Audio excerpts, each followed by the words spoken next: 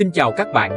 Hôm nay, Hà Thanh sẽ giới thiệu món cá linh kho nghệ là một món ăn truyền thống của miền Tây, nổi bật với màu vàng óng ánh tự nhiên từ nghệ.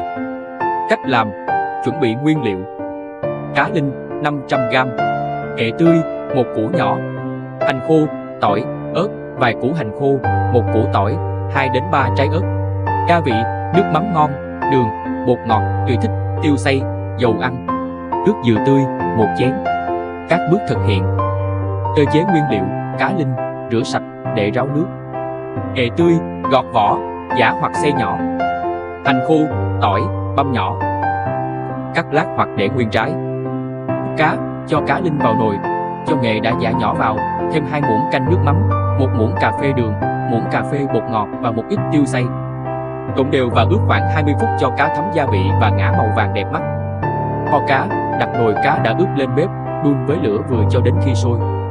Khi cá bắt đầu sôi, bạn hạ nhỏ lửa, châm vào nồi nước dừa tươi sao cho vừa ngập mặt cá.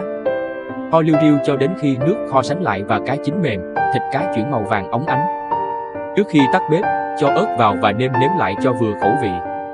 Trình bày và thưởng thức, múc cá kho nghệ ra đĩa, rắc thêm một chút tiêu xay và trang trí vài lát ớt lên trên. Món này dùng nóng với cơm trắng, ăn kèm rau sống hoặc rau luộc thì vô cùng hấp dẫn. Những điều lưu ý: bạn có thể thêm 100g thịt ba rọi cắt miếng vừa ăn để món kho thêm béo và đậm đà hơn. Nếu dùng, bạn cho thịt vào ướp cùng cá linh ngay từ đầu. Nên chọn nghệ tươi thay vì bột nghệ để món ăn có màu sắc và hương vị tự nhiên nhất. Không đảo cá bằng đũa trong quá trình kho để tránh cá bị nát. Thay vào đó, hãy lắc nhẹ nồi để cá ngấm đều gia vị.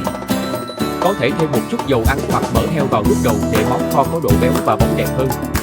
Cá linh kho nghệ là một món ăn truyền thống của miền Tây, nổi bật với màu vàng óng ánh tự nhiên từ nghệ. Hương vị của món ăn này là sự hòa quyện hoàn hảo giữa vị béo ngọt của cá linh và mùi thơm đặc trưng của củ nghệ tươi cùng chút cay nồng của ớt. Không chỉ là một món ăn ngon, cá linh kho nghệ còn rất tốt cho sức khỏe nhờ các đặc tính kháng viêm, chống oxy hóa của nghệ. Món này ăn cùng cơm nóng và rau sống thì không còn gì tuyệt vời hơn. Cảm ơn các bạn rất nhiều vì đã đồng hành. Hẹn gặp lại ở các video tiếp theo với thật nhiều món ăn hấp dẫn.